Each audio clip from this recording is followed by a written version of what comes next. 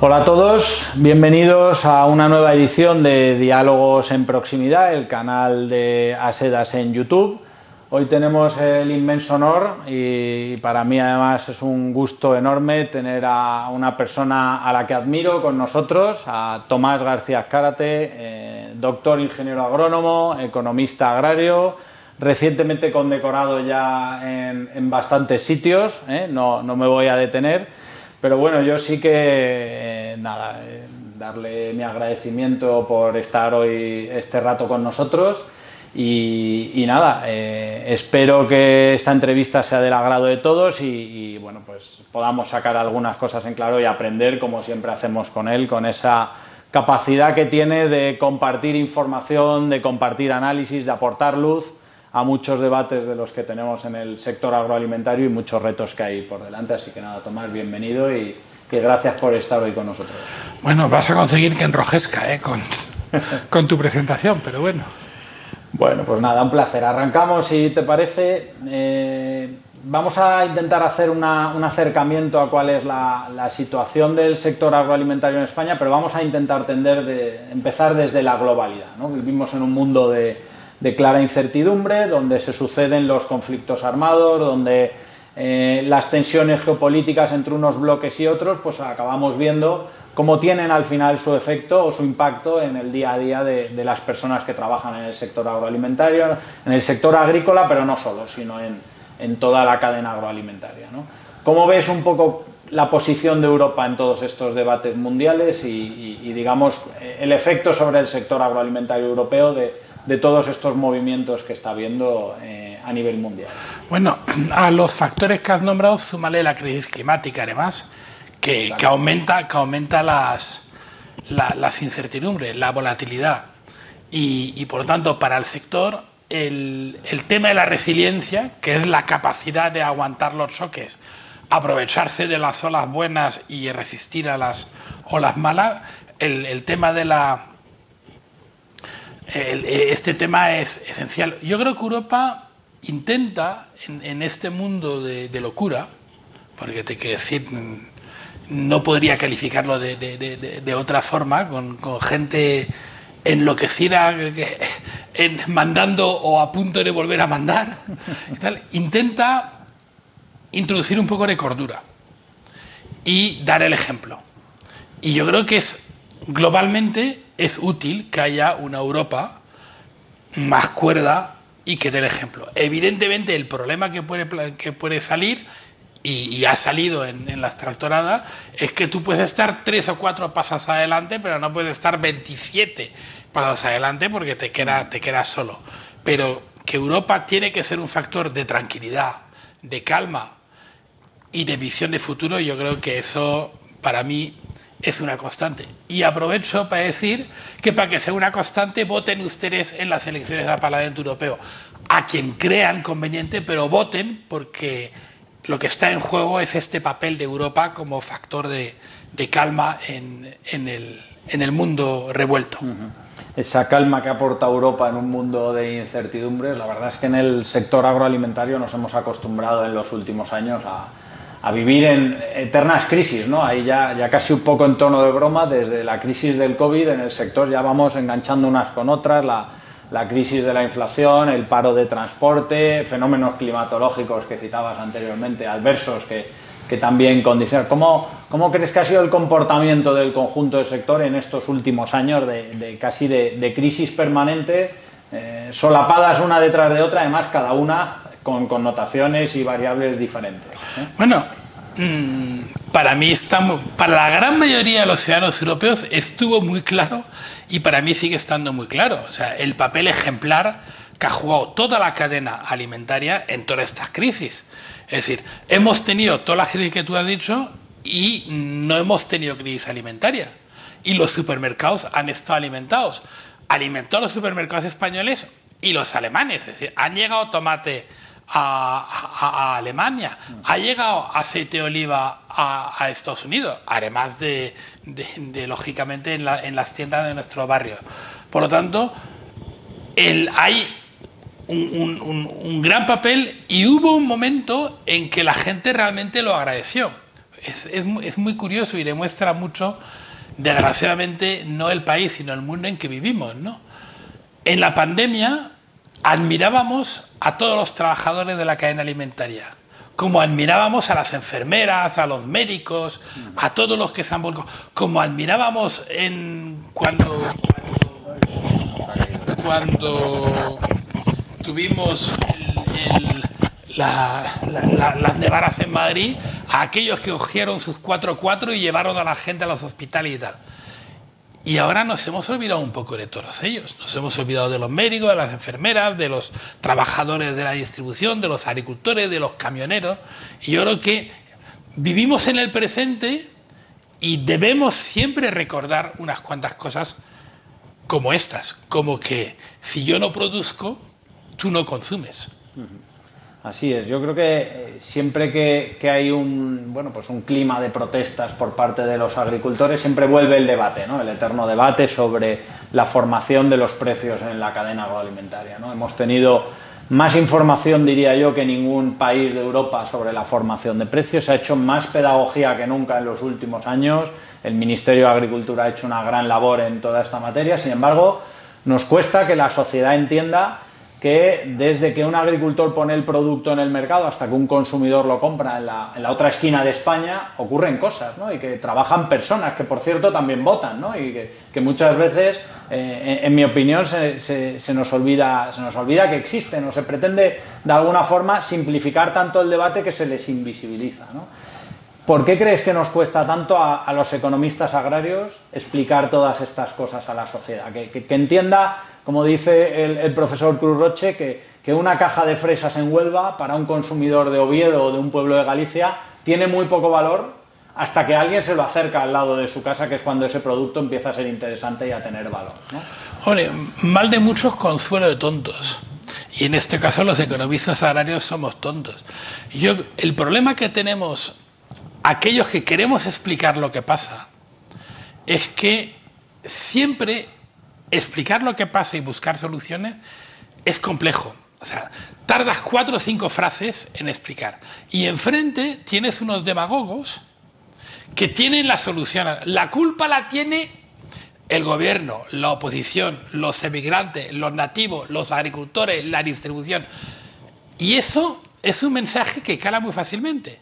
Si tú tienes que explicar que entre una naranja en árbol y una naranja en una red puesta en un supermercado hay toda una serie de pasos que ocurren y tal, por lo menos tienes que tener 3-4 minutos de atención de la persona con la cual hablas.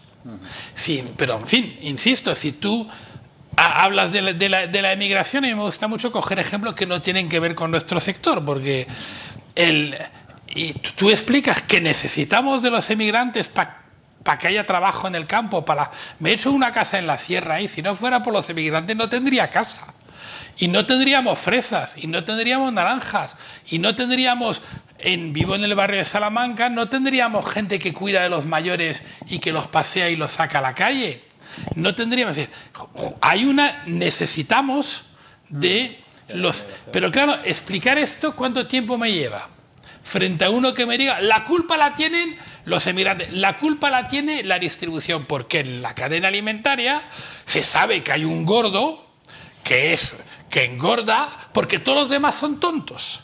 Es decir, los industriales se dejan robar, los agricultores se dejan robar, los transportistas se dejan robar, y aquí hay un listo.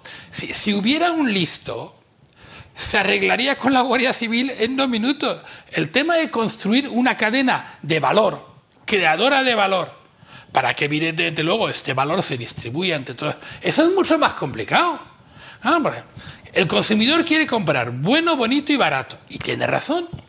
El distribuidor quiere hacer cifra de negocio, quiere hacer volumen, quiere comprar al mejor precio posible e intentar venderlo al mejor precio que pueda, con una competencia terrible.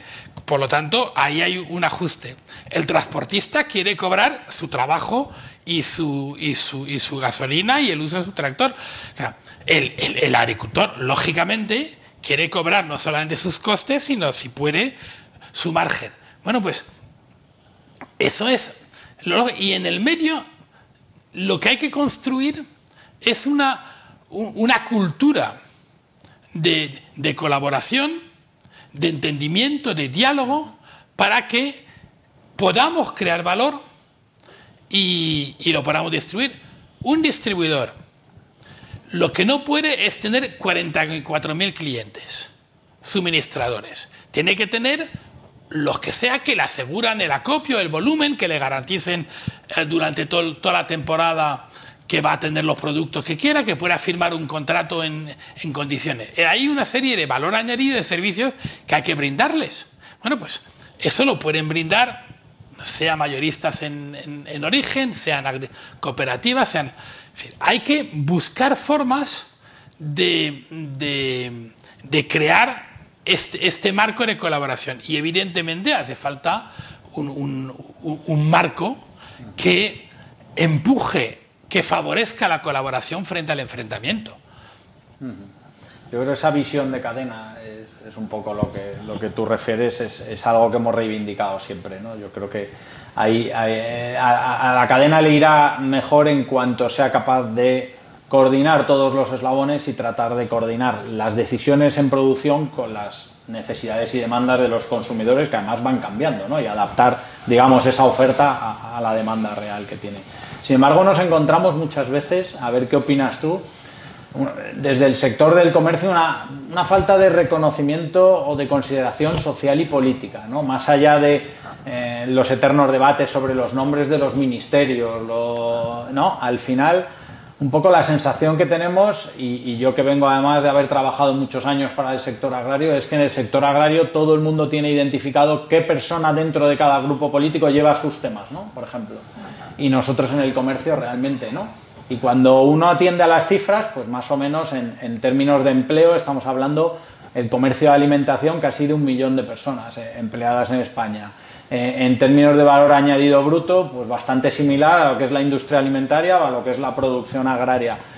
Quizá esas cifras llevarían a pensar que tendría que haber un reconocimiento social y político, y realmente sentimos desde la distribución alimentaria que no lo hay, ¿no?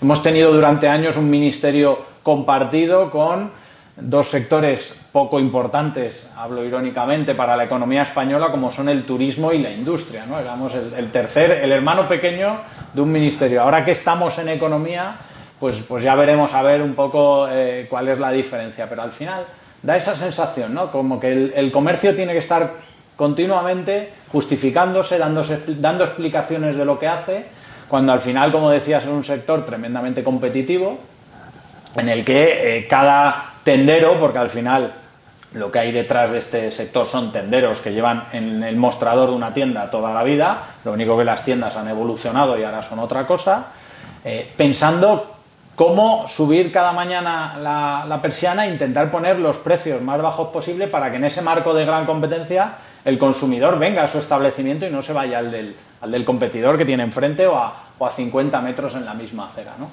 ¿Por qué? ¿Por qué crees que falta ese reconocimiento social y político hacia este sector, que es imprescindible en nuestro día a día, ¿no? Tanto en las zonas rurales como en las zonas urbanas, además, ¿no? Yo creo que hay dos factores.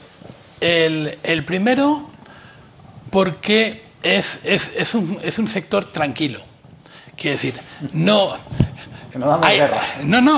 O sea, no he visto al millón de personas que trabaja en el sector con los carros de la compra bloquear la autopista a La Coruña. O sea, no es el estilo de la casa, mientras que con 50 tractores creas un caos en Madrid. Por lo tanto, es un... Y segundo, hasta ahora funciona muy bien. Justamente como ha funcionado muy bien, no se habla de él. O sea, el agua es fundamental, es insípida, inolora, incolora y tal, pero sin agua no vivimos. Y sin distribución no vivimos, pero es insípido, indoloro, incoloro, transparente, traslúcido y tal, y por lo tanto será por descontado. El día que los trabajadores de la distribución con su carrito, cada uno con un carrito a la compra, se manifiesten por la Castellana reclamando la dignidad del sector, empezarán a cambiar las cosas. Pues oye, no nos des ideas, no vaya a ser que nos sumemos a alguna movilización. Bueno, pues nada, muy interesante la visión. Vamos a acercarnos un poco más al sector agrario, que es casi más tu área de conocimiento más, digamos, más amplia. ¿Cómo ves el sector agrario español? ¿Sabrías decirme 3 debilidades, 3 fortalezas o 5? Bueno, las que veas. Porque es un sector con futuro, no lo duda nadie, y afrontando día a día grandes cambios para adaptarse pues a las circunstancias. ¿Cómo lo ves tú? ¿Cuál es tu visión? El Ministerio tiene razón cuando dice que el sector agrario va bien. Y bueno, tenemos 14.000 millones de excedente en la balanza comercial agroalimentaria. La renta agraria el año pasado de promedio ha aumentado, creo que era un 11, un 13% y tal. Por lo tanto, globalmente hay una categoría de empresarios que está invirtiendo, que está mirando, oteando el futuro y tal, de gran calidad. Me decían, yo no sé si es exagerado o no, pero me decían que en un tomate de hoy hay más tecnología que en un teléfono móvil. Me parece que no, pero en fin, es una buena imagen. Es decir, ha habido una revolución tecnológica y tal. A mí lo que me preocupa es que la revolución tecnológica que estamos teniendo está rompiendo al sector agrario. Es decir, últimamente hablo mucho de la clase media, ¿no? A mí no me preocupan las explotaciones profesionales con buena dimensión. Estas van como un cohete. Es decir, hay gente que está sacando y está haciendo dinero, y me parece estupendo que haga dinero cultivando lo que demanda el mercado y tal. Pero estamos viendo, y yo creo que son ellos los que estaban en la carretera, y muchas veces sus hijos, porque si miras, hay mucha más gente joven en la carretera con los tractores que en el campo. Con razón, son los jóvenes de la clase media. Se encuentran con un mundo que está cambiando completamente, con nuevas tecnologías, con drones, con la inteligencia artificial. Y claro, es un cambio completo de paradigma. Y esto está poniendo en peligro esta clase de acción. A mí no me gustaría, pero es una opción personal, política, ideológica, lo que tú quieras. A mí no me gustaría que al final acabáramos como una agricultura tipo americano, con unas grandísimas explotaciones y un montón de pequeños agricultores, circuitos locales y tal, que está muy bien que estén. A mí me gustaría que hubiera en el medio agricultores familiares, profesionales, de media dimensión, que mantengan viva los pueblos, etc. A mí me gustaría.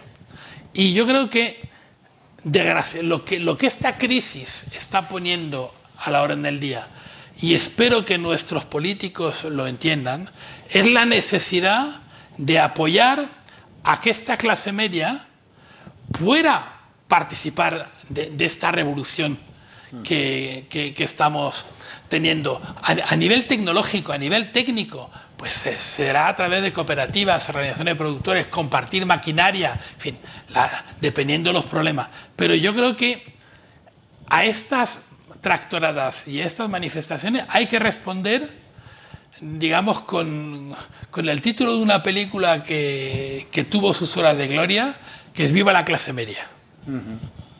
Pues nos apuntamos al carro de las soluciones, esas ideas.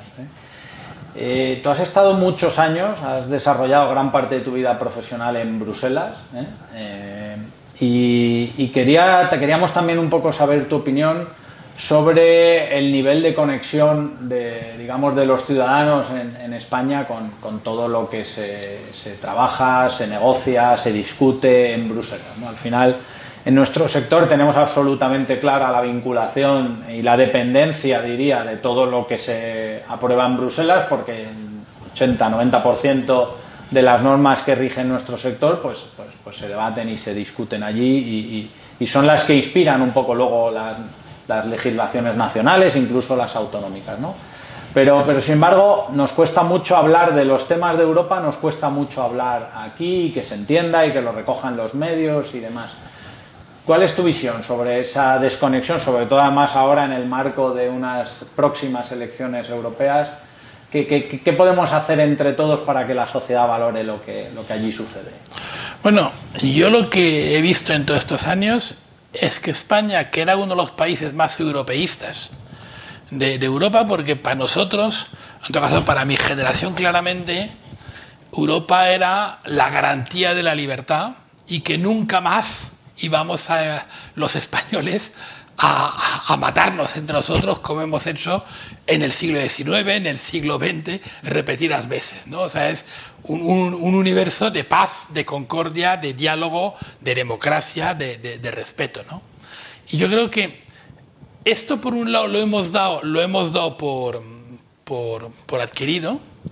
Y cuando le cuento esto a mis hijos, cuando le hablo del papel de Europa, cuando les hablo de Franco, para ellos Franco, los reyes católicos y todo eso, esto es historia pasada. Hombre, hay un pequeño desfase, ¿no? Pero te quiero decir, no, ahí tenemos la confianza, el amor por Europa.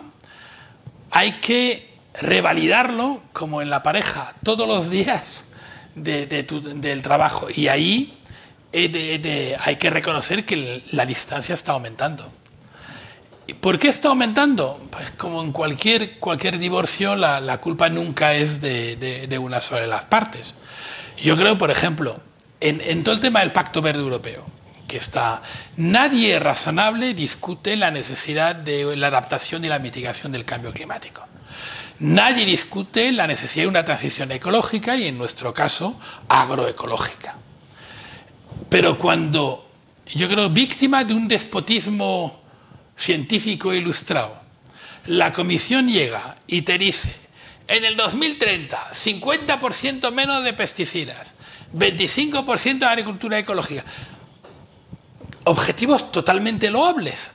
Y no conozco a nadie que no quiera reducir el consumo de antibióticos o el consumo de pesticidas en su explotación.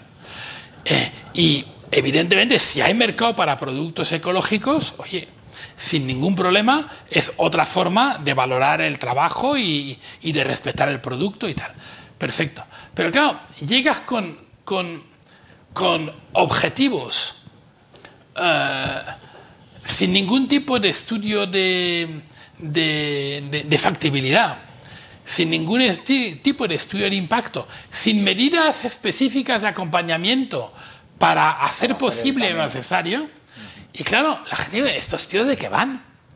Entonces, en esta fase del despotismo científico ilustrado, yo creo que se ha querido más imponer que convencer. Y hay que convencer más que imponer. A mí estas cosas me recuerda mucho otro momento que lo estudiamos los que nos gusta la historia de la Unión Europea, con otro holandés que era Sico Mansholt, y el Plan Mansholt del 68, en donde con un buen análisis quiso imponer unos cambios tan bruscos en lugar de convencer al mundo de que había que evolucionar hacia otro tipo yo creo que imponer más que convencer ha aumentado la distancia entre la gente y Europa. Eso es por un lado, pero te he dicho, el divorcio es culpa de los dos. También, cuando vamos con soluciones sencillas, la culpa la tienen los demás. Los franceses cierran las carreteras a los productos españoles y tal. A ver, te aviso que los españoles también lo hacemos con los productos españoles, o sea que somos para eso, somos de primera categoría, ¿no? Siempre echarle la culpa a los demás y echarle la culpa pues a Europa o al OMC o a Putin o a Biden. Y no digo, insisto, que Europa no tenga culpa, que Biden no tenga culpa, que Putin no tenga culpa y tal, pero en lugar de plantearnos y reflexionar qué es lo que podemos hacer nosotros y mejorar. Entonces, entre esto, echar la culpa a los demás, soluciones sencillas, y reflexionar en cómo tienes tú que cambiar para adaptar al mundo, no es sencillo. Es incluso a veces doloroso. Y el despotismo científico ilustrado de imponer más que convencer, tenemos ahí un mix que que no es nada bueno. Es curioso el efecto que comentabas que ha generado el Pacto Verde en un montón de sectores. Durante los días de las movilizaciones de los agricultores, desde el sector de la distribución ha habido una parte de sus demandas donde nos hemos visto totalmente identificados, ¿no? Lo que en origen es pesticidas, antibióticos que mencionabas, en nuestro caso es eliminación del plástico sí o sí, claro, de productos como por ejemplo la cuarta y la quinta gama, por los que el sector lleva apostando muchos años en ese valor añadido que también hemos comentado y demás, ¿no? En tema de los cableados de los parking para vehículos eléctricos, ha impuesto, cuando realmente un supermercado está absolutamente convencido que cuando los consumidores, sus clientes, vean en eso un motivo diferencial para ir a su tienda, no lo tiene que imponer ningún reglamento, eso vendrá de suyo, ¿no? Y si ahora mismo hay demanda para 5 cargadores porque el parking no da para más y no hay más clientes que tengan un vehículo eléctrico, lo que no tiene sentido es poner 50 o poner 100, ¿no? Porque además cuesta dinero, ¿no? Un poco esa sensación, ese regustillo que dejan algunas de las peticiones de los agricultores es, con otros nombres y apellidos en nuestro sector son perfectamente entendidas y compartidas. Bueno, vamos a ir acabando con un ejercicio un poco de futuro, que yo creo que es como para que esto acabe en alto. ¿Cómo ves en un ejercicio, yo que sé, a 5 o 10 años casi? Es muy complicado, ¿no?, imaginar, pero ¿cómo ves el sector agroalimentario español y europeo dentro de 10 años? ¿Qué habrá cambiado? ¿O qué crees que debería cambiar, o dónde deberíamos estar dentro de 10 años? Bueno, hay un tema del cual no hemos hablado y para mí es esencial, que es el tema del agua. O sea, cambio climático, agua y tal. Ahora parece que vamos a tener un mes de marzo pluvioso y nos vamos a olvidar de la sequía y del agua y tal. Pero me preocupa mucho el agua y su mejor uso para crear valor, para alimentar, para crear valor, para crear riqueza, para crear empleo. Y allí me gustaría, ya sé que es difícil, porque en este país los pactos de Estado son complicados, me gustaría que hubiera una dinámica de debate ponderado del agua. Yo entiendo que el tema de los trasvases es complicado, que ni Aragón ni Castilla-La Mancha lo van a ver nunca con buenos ojos y en cambio el Levante sí, pero en fin, sentarse, ese es el primer tema tal. Y segundo tema que me preocupa, para los cuales hemos tenido alguna buena noticia, es cadena alimentaria. El hecho de que la agencia va a pasar a tener más categoría y esperemos que va a tener más medios, no solamente para sancionar,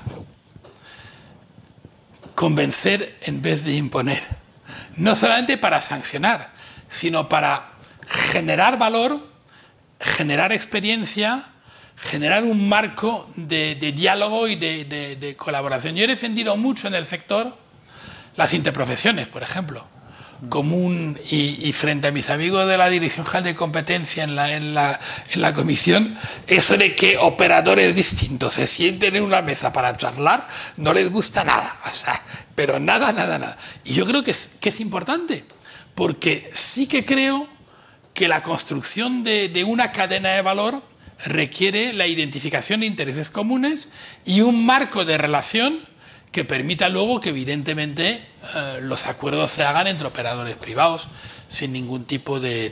Pero a nivel de intercambio de información. Te cojo un ejemplo, por ejemplo, para mí que es paradigmático. En la ley de la cadena, vosotros tenéis que respetar, como todos los operadores, el coste de producción.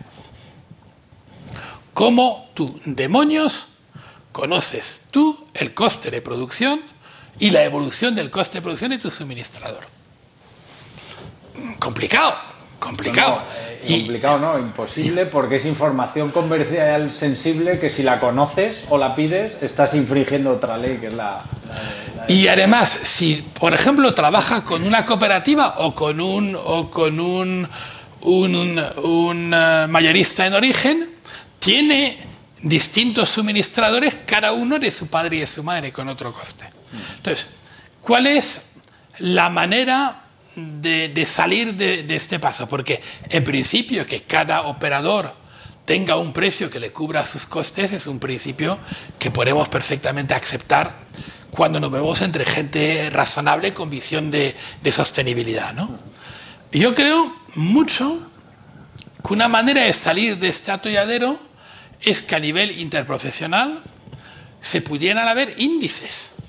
O sea, yo firmo contigo un precio por la leche que te voy a vender como industria lechera, por hablar de un sector que nunca es conflictivo, en el sector de un sector tranquilo y tal. Y en función de un indicador, pues el precio que hemos negociado tú y yo hoy es un precio que a ti te conviene y a mí me conviene. Por eso lo hemos firmado.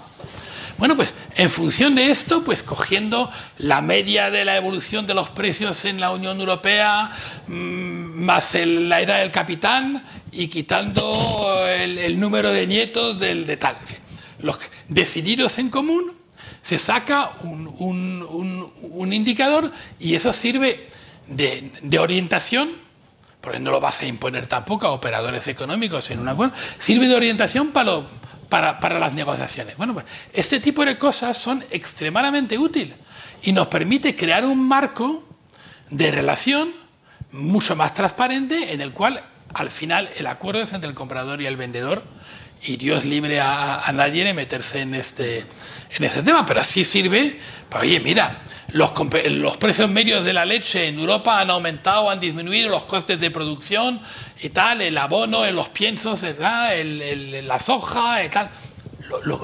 Lo que se haya determinado en conjunto, cómo calcular este índice. Yo creo que este tipo de cosas ayudan a que el sector adquiera una visión de cadena y a que la administración también adquiera una visión de cadena, porque todavía en la administración falta el asimilar la cadena. Yo creo que nos queda todavía bastante camino por hacer para llegar a eso. Bueno, me quedo con 3 ideas, como factor limitante el agua, como vía de desarrollo del sector el reparto del valor en la cadena, y como idea a nivel social eso que comentabas antes de que esta, digamos, revolución o tsunami tecnológico que ya está afectando al campo no deje fuera de ese proceso a toda la clase media, que evidentemente a todos nos interesa que sigan pudiendo vivir en los pueblos, manteniendo el medio rural como toca, y evidentemente pues haciendo una contribución, yo diría, impagable a cada uno de nosotros, a toda la sociedad. Bueno, pues si te parece bien lo dejamos aquí. Ha sido un verdadero placer hoy contar contigo en este rato y nada, espero que a toda la audiencia le haya parecido de interés. Pues nada, ánimo y a seguir alimentándonos. Perfecto, pues despedimos aquí. Muchísimas gracias.